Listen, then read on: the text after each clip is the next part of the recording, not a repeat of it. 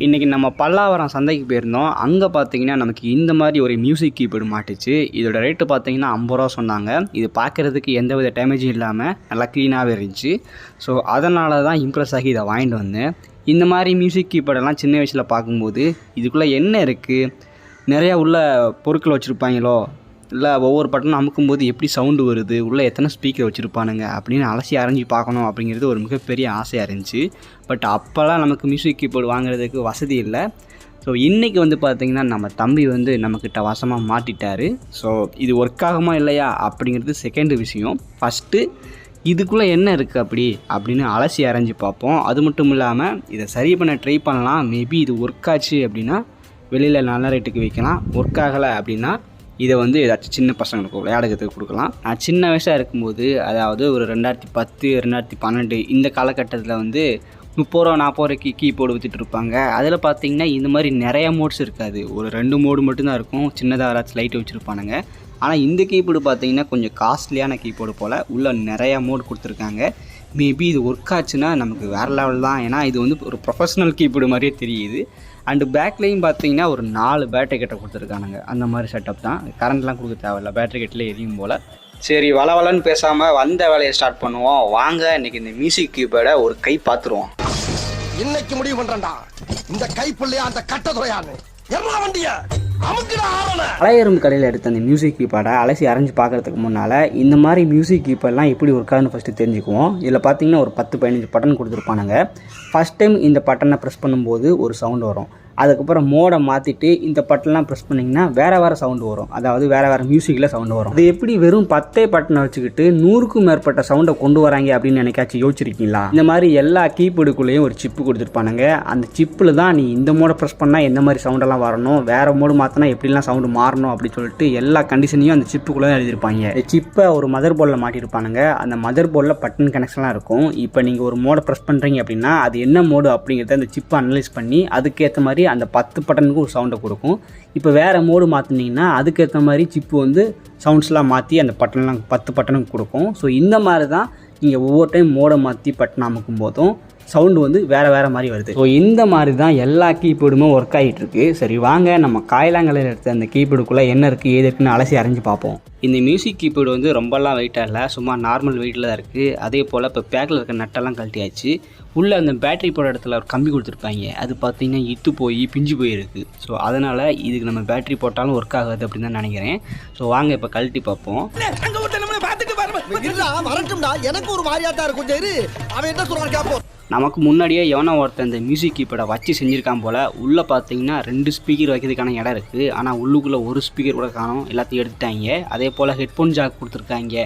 இந்த கீபோர்டுக்கு எதுக்கு headphone jack அப்படின்னு எனக்கு சுத்தமாக புரியல. அப்புறம் பேட்டரி போடுறதுக்கான அந்த 2 வயர் தனியாக பிடிங்கி கிடக்கு.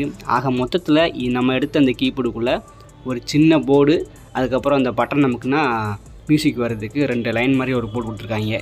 நான் ஏற்கனவே சொன்ன மாதிரி அந்த பேட்டரி போடுற இடம்லாம் துருப்பிடிச்சி இத்து போய் கிடக்கு. அதனால் அது தேவையில்லை, தூக்கி போட்டலாம். இப்போ பார்த்தீங்கன்னா நம்ம மெயின் ஃபோக்கஸ் யார் மேலே அப்படி கேட்டிங்கன்னா நம்ம குமுதா, அதாவது இந்த போர்டு மேலே தான். நம்ம ஃபோக்கஸ் குமுதா தான்.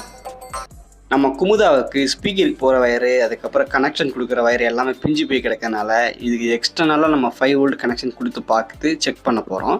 இதுக்கு நான் 5 வோல்ட் கொடுக்குறேன்னா இது கீபோர்டுக்கு வந்து 4 பேட்டரி போடுற மாதிரி கொடுத்துருந்தாங்க. ஒரு பேட்டரி 3 வோல்ட்டுன்னு கொடுத்தா கூட 4னா எங்கேயோ போகுது. ஸோ அதனால் நம்ம மினிமமாக 5 வோல்ட்டு கொடுத்து பார்க்கலாம்.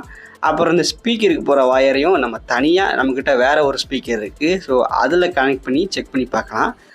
இதை தவிர்த்துட்டு வேறு இதில் ஒன்றுமே இல்லை. பிஞ்சு போய் கிடைக்கிறது ஸ்பீக்கருக்கான வயரு, பேட்டரிக்கான வயரு. ஸோ அதை கொடுத்து பார்ப்போம். நம்மக்கிட்ட ஸ்பீக்கருக்கு பஞ்சமே இல்லை. ஏற்கனவே ஒரு ப்ளூடூத் ஸ்பீக்கர் வந்து ஓடாமல் கிடக்குது. ஸோ அதை தான் இதில் கனெக்ட் பண்ண போகிறோம். இதில் கனெக்ட் பண்ணோம்னா அந்த சரௌண்டிங்க்கு அதுக்கும் பாட்டு வந்து வேறு லெவலில் கேட்கும். சும்மா பாட்டை போட்டாலே அதிரும். இந்த கீபோர்டு வேறு கழட்டி நம்ம மியூசிக்கெல்லாம் போட்டு மஜாவாக பண்ணலாம்.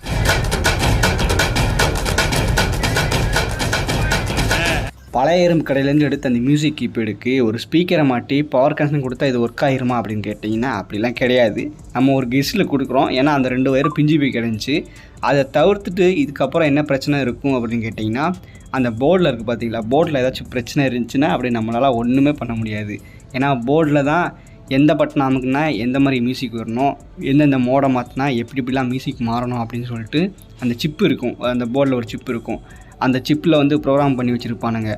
அந்த சிப்பே நமக்கு ஒர்க் ஆகாமல் போச்சு, போர்டில் ஏதாச்சும் இஷ்யூ ஆச்சு அப்படின்னா நம்மளால் ஒன்றும் பண்ண முடியாது. அந்த போர்டில் ஏதாச்சும் கம்பி விட்டுருக்கு, சால்ட்ரிங் பண்ண வேண்டியிருக்கு அப்படின்னா அந்த மாதிரி பிரச்சனைலாம் நம்ம சால்வ் பண்ணிடலாம். அதை விட்டுட்டு சிப்பில் ஏதாச்சும் பிரச்சனை அப்படி இப்படின்னா நம்மளால் ஒன்றுமே பண்ண முடியாது.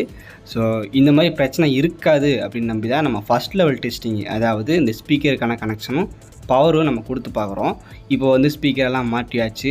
இதுக்கு நான் எங்கேருந்து பவர் சப்ளை கொடுக்குன்னு கேட்டிங்கன்னா, என்னோடய லேப்டாப்பில் ஒரு சார்ஜிங் கேபிளை மாட்டி அந்த சார்ஜிங் கேபிளோட கனெக்ஷனை வந்து நான் இதுக்கு கொடுக்குறேன். அந்த சார்ஜிங் கேபிள்லேருந்து ஒரு 3 வோல்ட்டோ 5 வோல்ட்டோ இதுதான் வரும். ஸோ அது இதுக்கு போதுமானதுன்னு நினச்சி நான் கொடுக்குறேன். எல்லாம் டெக்னாலஜி. வெறும் ஸ்பீக்கர் கனெக்ஷனு அதுக்கப்புறம் பவர் கனெக்ஷன் மட்டும் கொடுத்து இது ஒர்க் ஆகுன்னு சொல்லி ஆன் பண்ணி பார்ப்போம். நம்ம பழைய இரும்பு கடையில் எடுத்த இந்த மியூசிக் கீபோர்டு வந்து வேறு லெவலில் ஒர்க் ஆகுதுங்க. இதில் என்ன பிரச்சனை இருந்துச்சுன்னு கேட்டிங்கன்னா, அந்த பேட்ரி போடும்ல அந்த இடத்துல அந்த கம்பி துருப்பிடிச்சி இத்து போய் கிடந்துச்சு.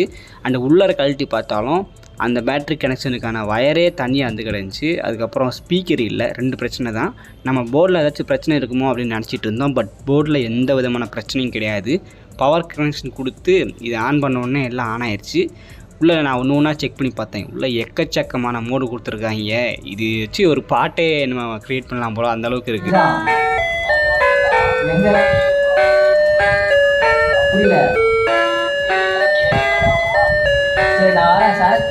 நம்ம சும்மா டெஸ்ட் பண்ணுறதுக்காக தான் ஒரு 5 வோல்ட்டை இந்த மியூசிக் கீபோர்டுக்கு கொடுத்து இந்த மாதிரி வாழான்னு கனெக்ஷனை மாட்டி வச்சுருக்கோம். இப்போ இது தெரிஞ்சு போச்சு இது நல்லா ஒர்க் ஆகுன்ட்டு.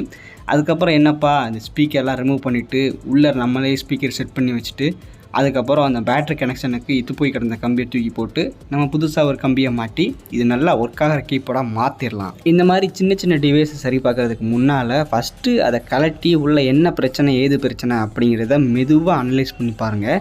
எடுத்தோம் கவுத்தோம் அப்படின்ட்டு போர்டில் போயிட்டு கை வச்சுன்னு வச்சுக்கோங்களேன். நீங்கள் கை வச்சதுக்கப்புறம் தெரியாமல் ஏதாச்சும் ஒயர்லாம் கட் ஆகி இல்லை போர்டில் ஏதாச்சும் டேமேஜ் ஆகி அது மொத்தமாக ஒர்க் ஆகாமல் போயிடும். ஸோ ஃபஸ்ட்டு நிதானமாக அனலைஸ் பண்ணி பார்த்துட்டு இதுக்கு என்ன பிரச்சனையோ அதை மட்டும் சால்வ் பண்ணுங்கள்.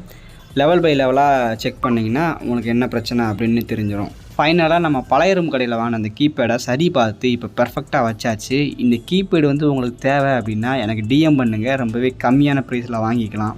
இல்லை உங்கள் வீட்டில் இந்த மாதிரி ஏதாச்சும் கீபேடு ஒர்க் ஆகாமல் கிடக்கு, ஏதாச்சும் எலக்ட்ரானிக் டிவைஸ் வந்து ஒர்க் ஆகாமல் கிடக்கு, அதை உங்களால் சரி பண்ண முடியல அப்படின்னா அதை எனக்கு அனுப்புங்க. நான் சரி பண்ணி அதை கம்மியான ப்ரைஸில் உங்களுக்கு ரெடி பண்ணி தரேன். ஒரு சின்ன ரிக்வெஸ்ட், நம்மளோட வீடியோஸை பார்த்தீங்கன்னா 99% வந்து சப்ஸ்கிரைப் பண்ணாதவங்க தான் பார்த்துட்டு இருக்கீங்க. இதை பார்க்கும்போது லைட்டாக மனசு கஷ்டமாக இருக்குது. ஸோ நம்ம வீடியோ பார்க்குறவங்க அப்படியே சப்ஸ்கிரைப் பண்ணி விட்டால் கொஞ்சம் புண்ணியமாக போகும்.